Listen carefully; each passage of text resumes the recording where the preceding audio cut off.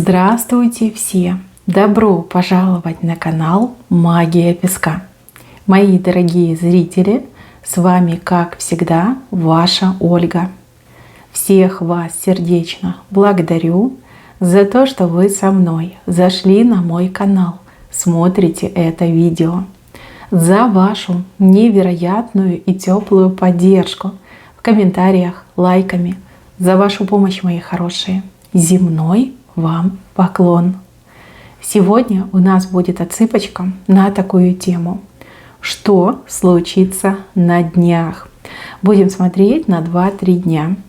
Загадайте, пожалуйста, на себя и давайте узнаем. Я прошу высшие силы дать мне возможность ответить на все ваши вопросы и послать для вас только самую важную, нужную и полезную информацию.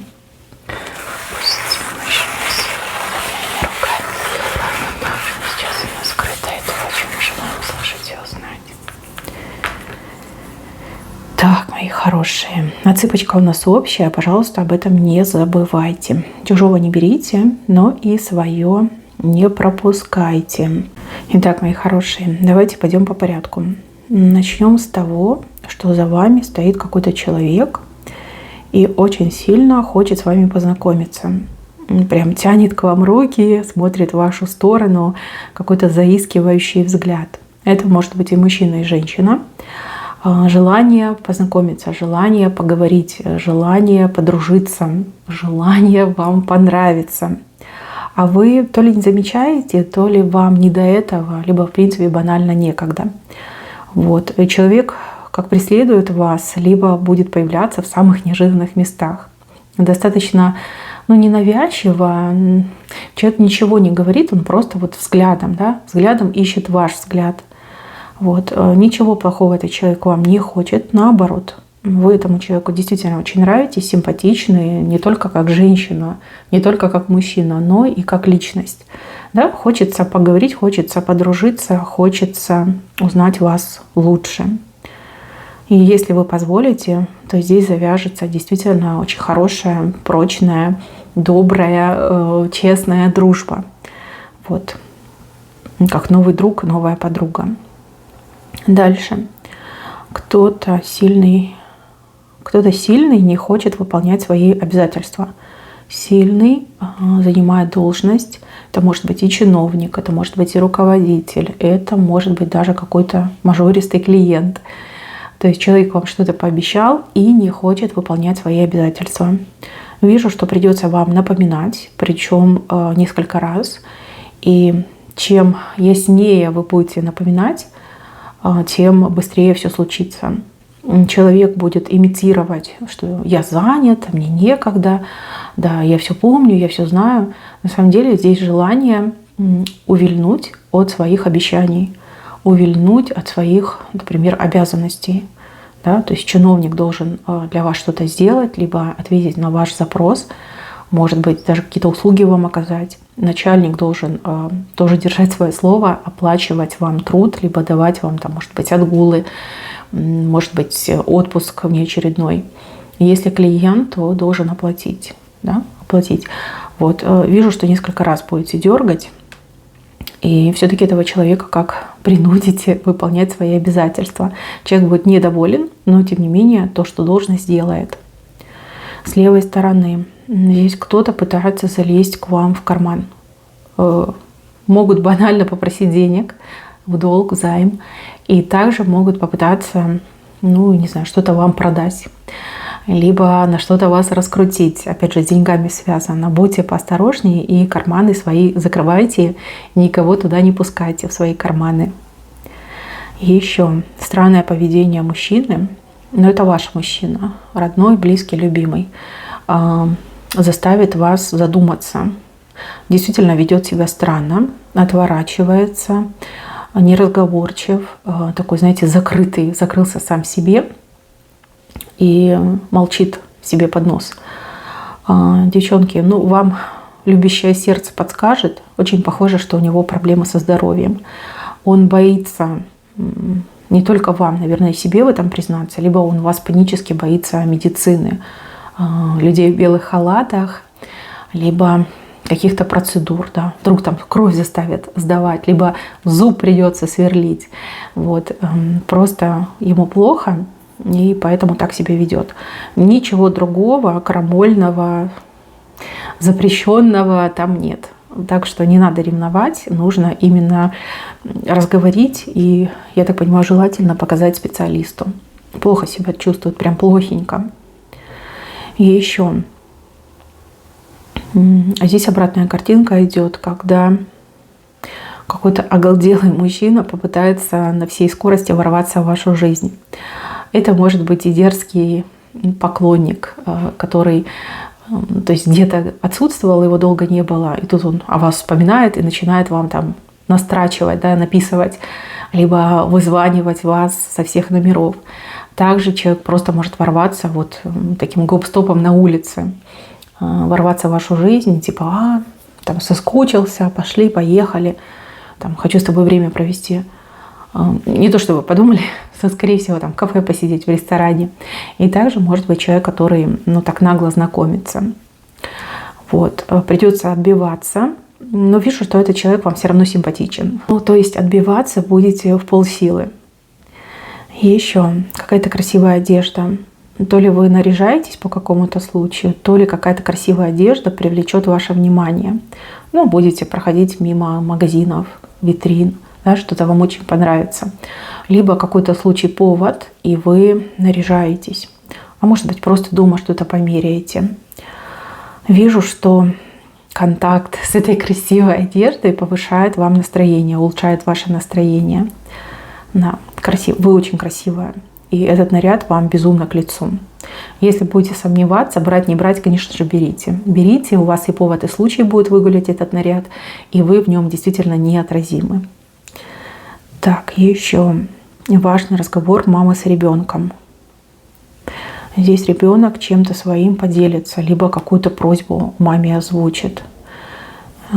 Вижу, что будете близки как никогда. Вот это ощущение, да, доверия, полного доверия и жизни на одной волне, оно просто, его нельзя оценить. Его нужно хранить, да, максимально долго сохранить. Прям душа в душу. Тьфу-тьфу-тьфу. Дальше. Здесь кто-то с большой киркой со спины заходит. Кто-то хочет поручить вам большой объем работы. Либо кто-то хочет вам большой заказ дать, ну, если вы работаете сами на себя. Ну, либо, может быть, коллега попытается с вами договориться, чтобы вы там заменили, подменили. Начальник может попросить, чтобы вы там сверхурочно поработали. Может быть, что-то быстро нужно сделать, там, в каком-то авральном режиме, какой-то дедлайн, да, скорее, скорее, быстрее, быстрее. Кирка небольшая, но тем не менее, это кирка, это работа.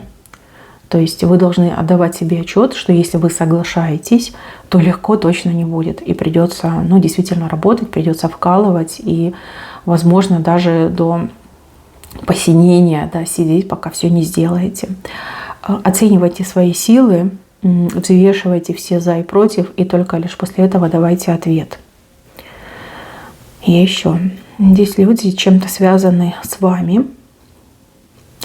У людей такая же проблема, как и у вас. Вижу этих людей у вас на пороге, ну, грубо говоря, на пороге. Это может быть и встреча, и может быть телефонный разговор.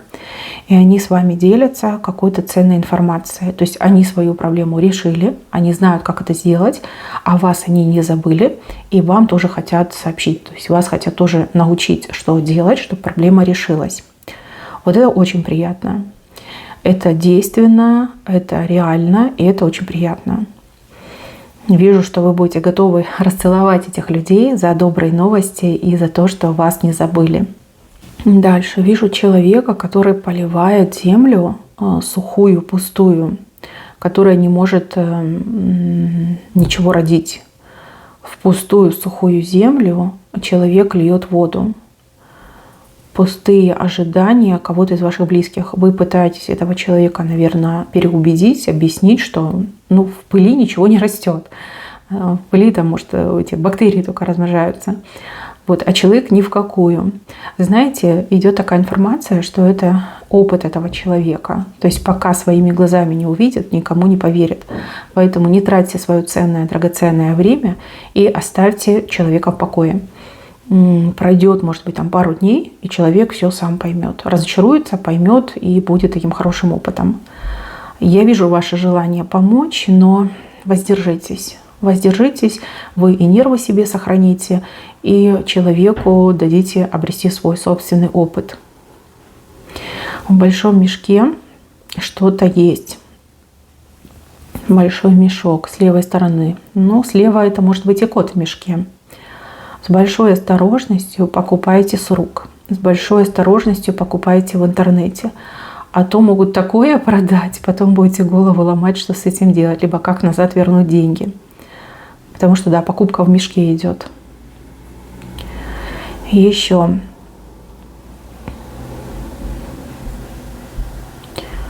Женщина аиста за клюв схватила. Аист. Ну, аист — это птица счастья. Схватить за клюв. Но у одних отыграется, что вы узнаете, что вы беременны. А у других, но все-таки желанный мужчина отвечает взаимностью. Либо желанный мужчина делает ровно так, как вы от него там, и хотите, и ждете. Вы его прям за клюв схватили, все, ваша птичка, ничего не поделаешь. Ну, а кто забеременеет, я вас поздравляю. Еще волны вокруг вас. Это какие-то разговоры по поводу вас, вашей персоны. Но это не сплетни, потому что с правой стороны разговоры о вас говорят. И вы, возможно, об этом не знаете. Но когда узнаете, такая скажете, что такое? Почему? Почему вы обо мне говорите? Неужели нет других тем? Да, разговоры могут быть как и в коллективе, так и в семье, так и в кругу друзей. Почему-то вот прям о вас говорят. Волны ходят. И еще. Вижу, что вы о чем-то забыли. О чем-то забыли. Какое-то либо дело у вас есть, либо вам где-то нужно быть в какой-то день. Что-то задуманное. Смотрите, есть что-то задуманное, но забытое. Подумайте, повспоминайте, пока не поздно, пока есть время подготовиться. Может быть, в записной книжке посмотрите. Ну, либо в календаре, в телефоне, может быть, вы где-то записали. Либо спросите кого-то из близких, кто может быть в курсе. Вижу, что что-то вы забыли, а потом вы будете очень сильно суетиться, метаться. И, ну, опять же, ничего приятного. Когда спешка, ничего приятного. Какое-то забытое дело. И еще у кого-то на вас откроются глаза. И человек к вам приходит и говорит: ну, представляешь? Ты представляешь, а я ведь про тебя плохое думала, либо в чем-то подозревала, а вот ошибочка вышла. Вам будет приятно, что человек прозрел, а с другой стороны вы тоже такая думаете: почему ты думаешь обо мне плохо, что я повод давала, да? Ну вот еще разбираться будете, скажете: так, с чего ты решил, либо решила, что я там могу какие-то глупости, гадости делать. Да. Человек, кстати, в неудобном положении стоит перед вами, оправдываться будет. Дальше. Здесь человек говорит словами другого, либо за кого-то говорит.